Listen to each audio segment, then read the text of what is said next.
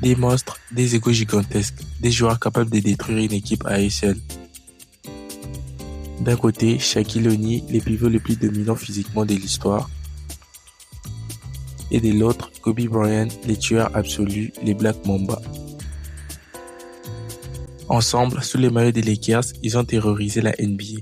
3 titres consécutifs, des playoffs historiques, une domination jamais rêvée depuis.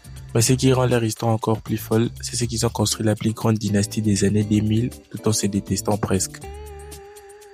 Alors, aujourd'hui, une question reste encore ouverte. Shaq et Kobe sont-ils les plus grands duos de tous les temps?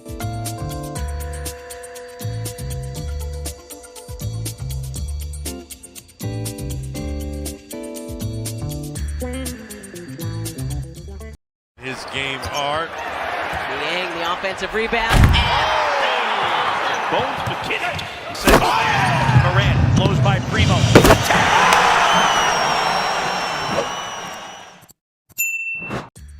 1996, l'un des étés les plus importants de l'histoire de la NBA. Le manager légendaire des Lakers, Jerry West, va changer les features de la ligue en quelques semaines. D'abord, il recrute la plus grande superstar disponible, Shaquille O'Neal. À ce moment-là, Shaq est déjà un phénomène mondial avec Orlando Magic. Il a déjà atteint les finales NBA 1995, mais Orlando hésite sur son contrat et les médias locaux les critiquent.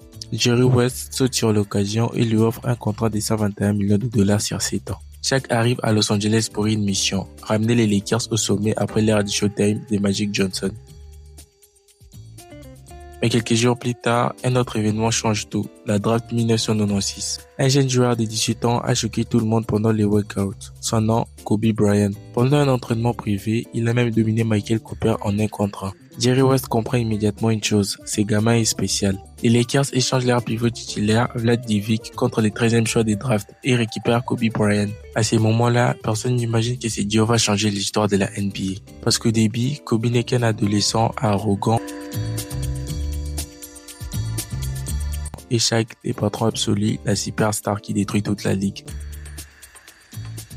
Puis arrive Phil Johnson, l'homme des dynasties, ancien coach des Chicago Bulls de Michael Jordan. Sous son système des triangles, tout devient parfait. Les duos Shaq-Kobe deviennent une arme impossible à défendre, parce qu'ils représentent la combinaison ultime. Inside, outside. Shaq détruit la raquette, Kobe détruit les périmètres, et les défenses doivent choisir leur poisson. Prise à D sur Shaq, Kobe tue à mi-distance, pas des prises à D, Shaq écrase tout sous les cercles. Et en 2000, leur premier titre, mais surtout, première image légendaire. Finale des conférences Ouest face aux Portland Blazers. Dans les Game 7, les Lakers remontent 15 points, puis l'action immortelle, Kobe déborde Scottie Pippen, pénètre dans la raquette et lance un alley-oop parfait. Chaque synergie est dunk monstrueux, les Lakers explosent et la NBA comprend enfin qui dynastie vient de naître.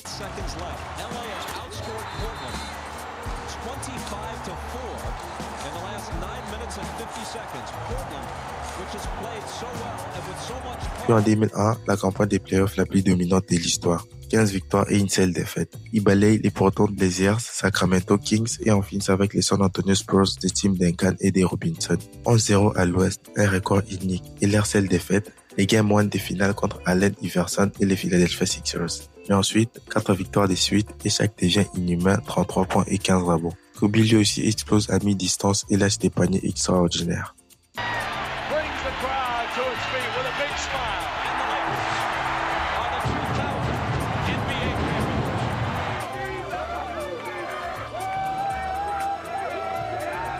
It, fellas. You work all year long for it, man.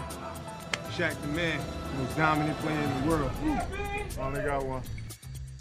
Puis en 2002, le 3e titre consécutif, les fameux Trippy, exploit que seules les équipes de Michael Jordan et Kobe ont réussi à faire à l'ère moderne. Les New Jersey Nets sont détruits en finale et Shaq lâche une performance des zinzins durant cette campagne de playoffs. 36 points de moyenne et Kobe, lui, nous lâche près de 27 points et plus de 51% au tir. Et pendant 3 ans, la NBA n'a tout simplement aucune réponse face à l'armada des Lakers.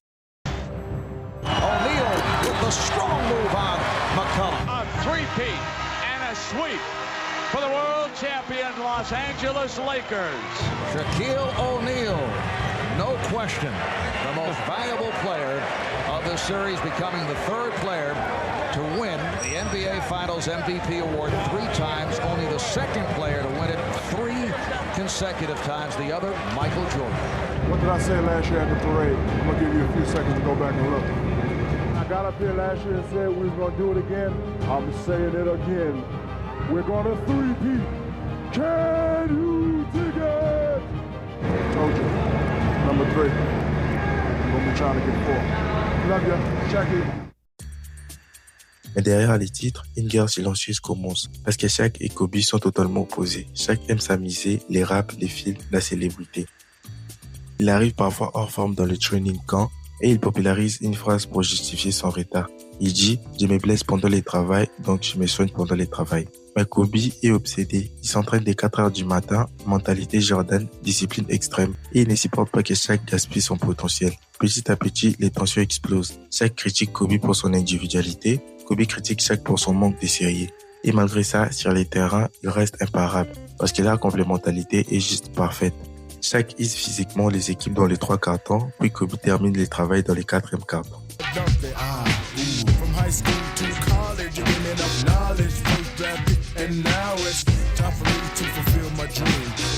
Mais plus Kobe devient fort, plus il refuse d'être dans l'ombre de Shaq.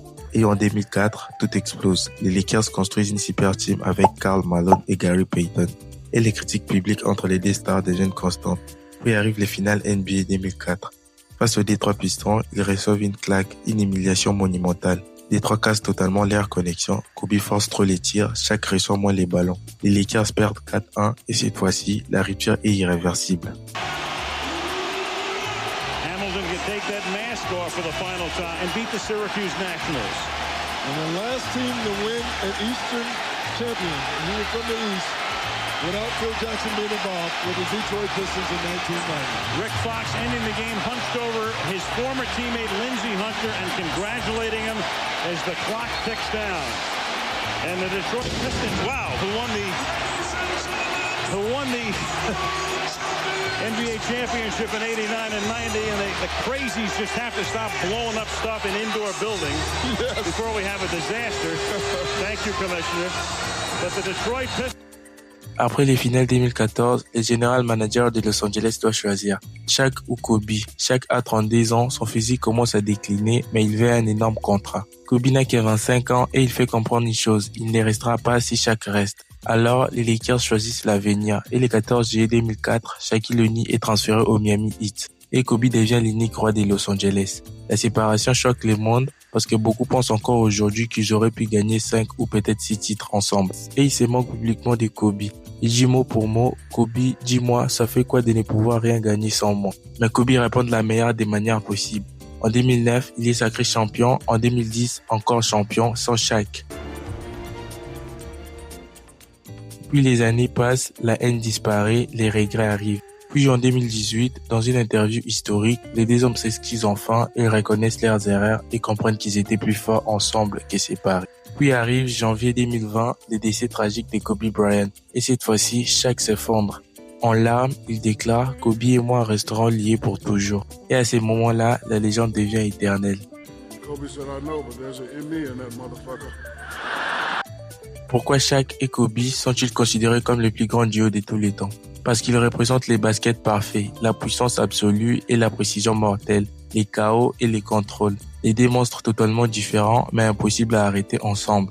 Et peut-être les plus fous dans l'histoire, c'est qu'ils n'ont probablement jamais atteint leur plein potentiel collectif. Alors, selon toi, Shaq et Kobe sont-ils vraiment les meilleurs duos de l'histoire de la NBA ou un autre duo mérite cette place? Dis-le moi en commentaire et abonne-toi parce que certaines légendes ne mourront jamais.